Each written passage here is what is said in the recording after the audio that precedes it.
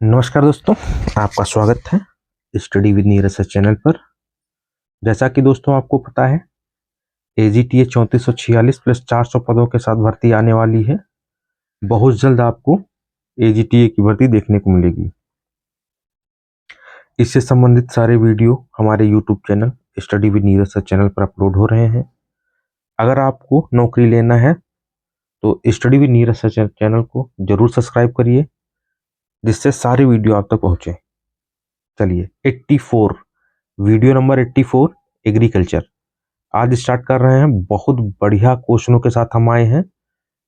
बहुत इंपॉर्टेंट, बहुत ही महत्वपूर्ण प्रश्न है। क्वेश्चन नंबर 1, नाइट्रोजन पादपों द्वारा किसके रूप में ली जाती है? नाइट्रोजन जो है पादपों द्वारा किसके रूप में ली जाती है? तो ये ली जाती है मेरे बच्चों NH4 और NO3 minus, NH plus plus NO3 minus. चलिए आगे बढ़ते हैं। निम्नलिखित में से कौन सा एक सूक्ष्म खरपतवारनाशी है? सूक्ष्म खरपतवारनाशी है तो मेटा सल्फ्यूराइन मिथाइल एक सूक्ष्म खरपतवारनाशी है। चलिए तीसरा नंबर आते हैं। निम्नलिखित में कौन सा बाह्य गुणसूत्री आनुवंशिकता के लिए उत्तरदायी नहीं है? बहुत बढ़िया प्रश्न है। तो इसमें जो है मीसोसोम्स नहीं है, बाकी सभी है। अर्थशास्त्र के जनक है Marshall, Robinson, Adam Smith, JS Keynes. तो आपको पता है एडम स्मिथ का नाम आप काफी ज्यादा जानते होंगे, ठीक है। कौन सा लवण कौन सी लवण रोधी फसल है? क्वेश्चन संख्या 5। तो लवण रोधी फसल है चुकंदर। कौन सा है? चुकंदर एक जो है लवण रोधी फसल है। आगे बढ़ते हैं। जिप्सम मृदाओं में निम्नलिखित में से किस समूह जिप्सम प्राथमिक घटक है? 6 नंबर।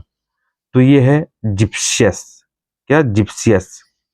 टमाटर टमाटर केचप बनाने में निम्नलिखित में से किस परिरक्षक का प्रयोग होता है?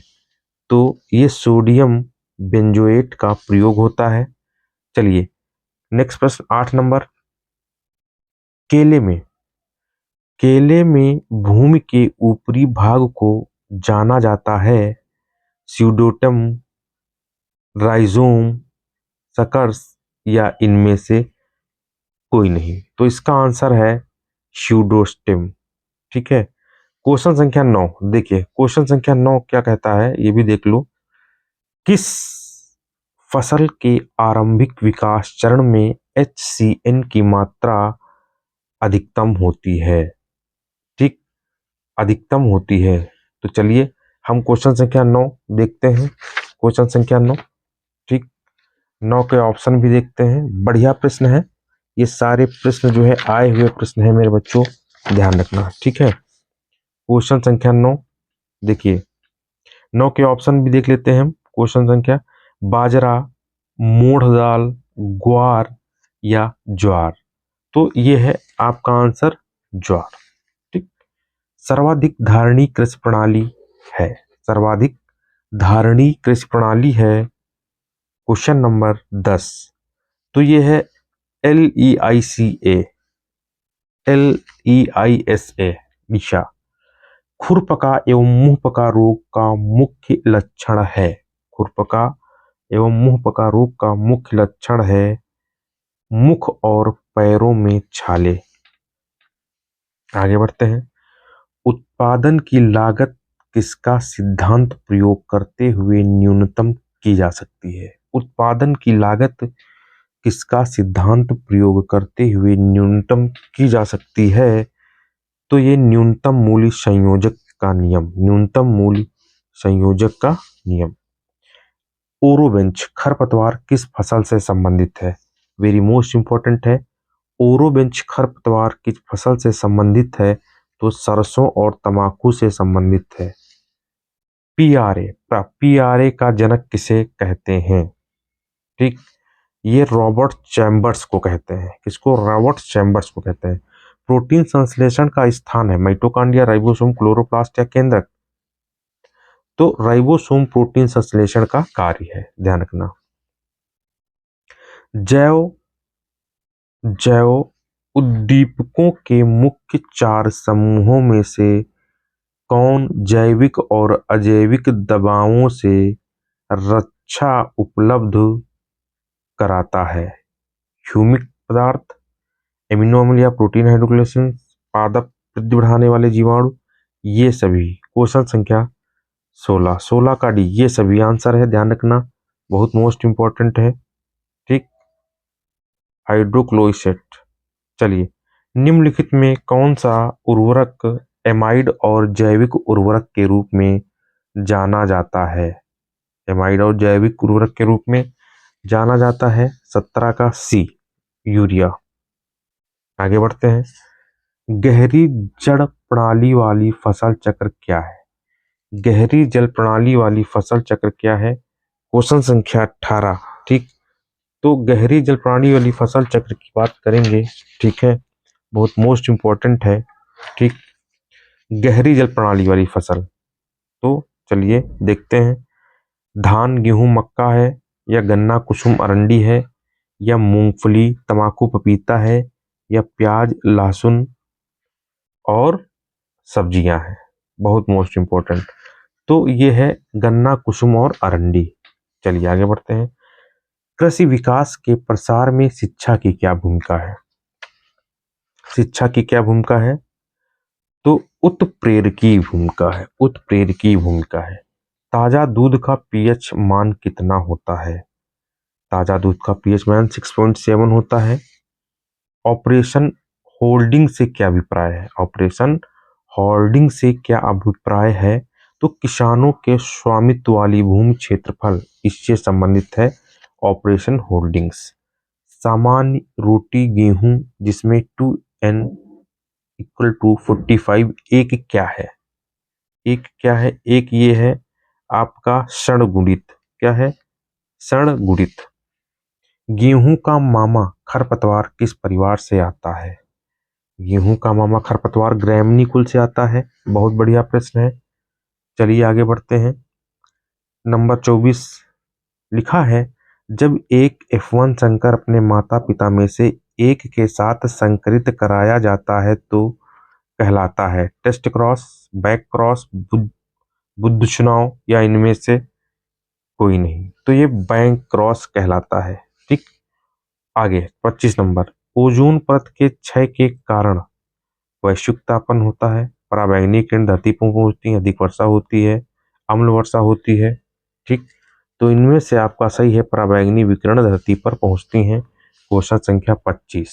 ठीक, क्वेश्चन संख्या 26 के साथ हम आएंगे, जो कि बहुत ही मोस्ट इंपॉर्टेंट प्रश्नों की सीरीज है। क्वेश्चन संख्या 26 देख लीजिए क्या कहता है। लिखता है कि निम्नलिखित में कौन सा एक रोगाणु रोधक के साथ जानवरों में संक्रमणों की कुछ प्रकारों का उपचारित करने के लिए प्रयुक्त होता है? बढ़िया प्रश्न है, देख लीजिए। 26 नंबर, ये है बोरिकम। पाचन एंजाइम पशुओं की पाचन नलियों में पाए जाते हैं। पाचक एंजाइम पशुओं की पाचन नलियों में पाए जाते हैं। विशेषतः विशेषतः में होते हैं, क्या होते हैं? ठीक है, तो ये होते हैं लाइसोसोम्स। क्या होते हैं? लाइसोसोम्स। आगे बढ़ते हैं। एक उन्नत किस्म का प्रारंभिक बीज के नाम से जाना जाता है। ठीक, तो ये केंद्रक बीज के नाम से जाना जाता है। ऊष्मारोधी कवक संक्रमण जैसे फलों के प्रसंस्करण में विशेषतः एक मुख्य समस्या बन गया है।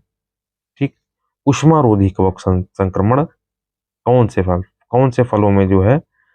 ठीक है, तो आप बताएंगे खट्टे फलों में। क्या आप बताएंगे? खट्टे फलों में। चलिए, जब संसाधन सीमित होते हैं तो निम्नलिखित में से कौन सा सिद्धांत उत्पादन में लगाया जाता है? जब संसाधन सीमित होते हैं, ठीक है, तो इसका सही है सम सीमांत सिद्धांत। क्या सही है? सम सीमांत सिद्धांत।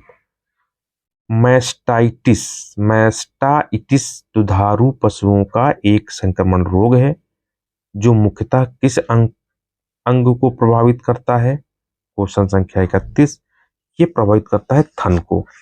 चलिए 32 में देखिए क्या कहा जाता है। निम्नलिखित में कौन सा एक कास्टिक सोडा के रूप में जाना जाता है?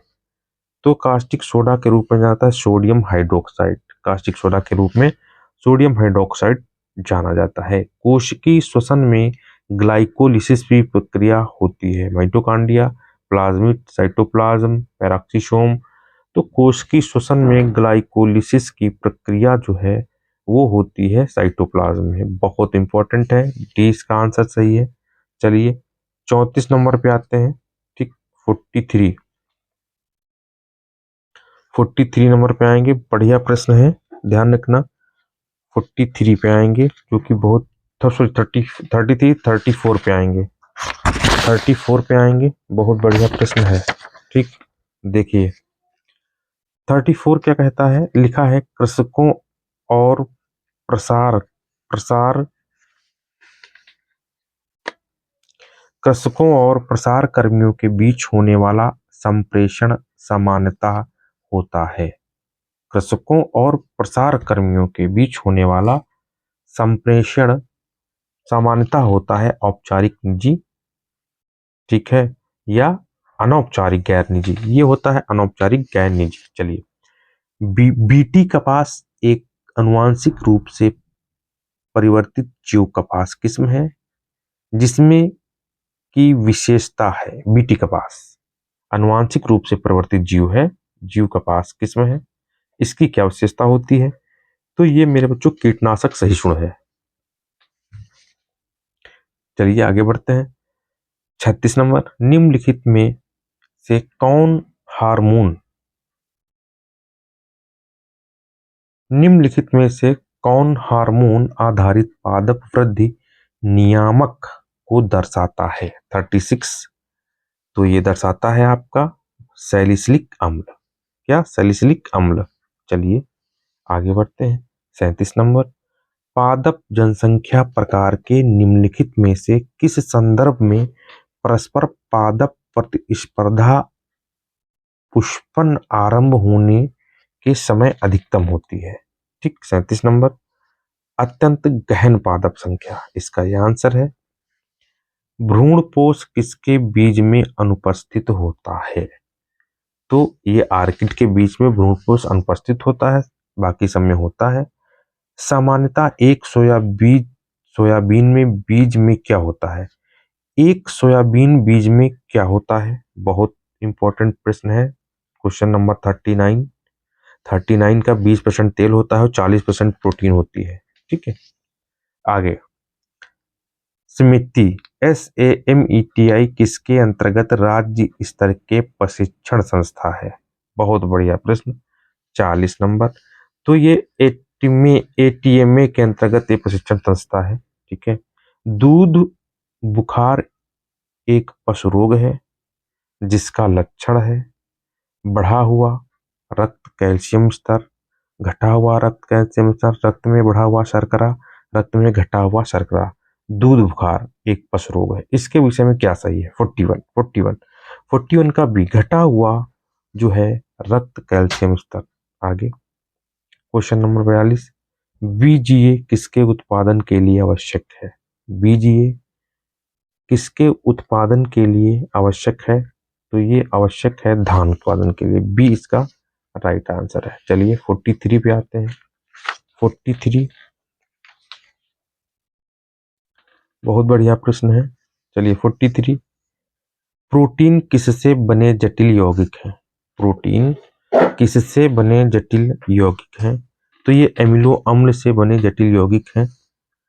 DUS परीक्षण किसके परीक्षण के लिए है, बहुत बढ़िया प्रश्न है। फसल किस्मों में भिन्नता के लिए है ये। 45, वह जीवाणु जो लेग्यूम के मूल की गाढ़ों में स्थित होने के बाद नाइट्रोजन स्थिरीकरण करता है, वह जो है कौन सा लेग्यूम है। 45, ये है राइजोबियम, बहुत बढ़िया है प्रश्न। 46, एग मार्क चिन्ह अंकित होता है, एग मार्क चिन्ह अंकित होता है कृषि उत्पाद पर अंकित होता है।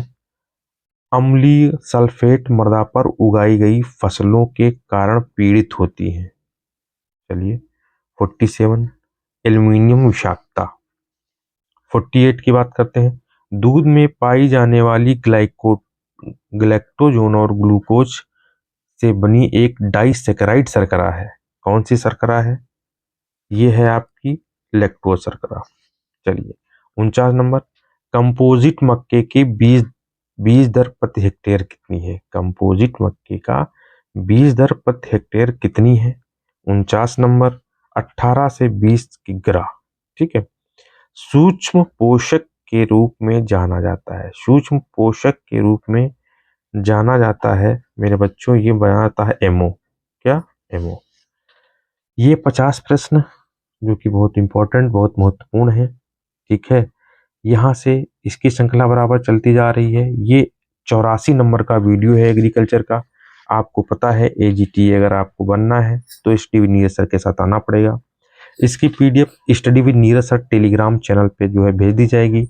अगर आपको विजय पथ 2.0 बैच लेना है तो अभी ऑफर में है 499, आप ज्वाइन कर सकते हैं। और बाकी न्यूज़ के लिए आप जो है इंक्वायरी कर सकते हैं 7379823368। धन्यवाद। बाय।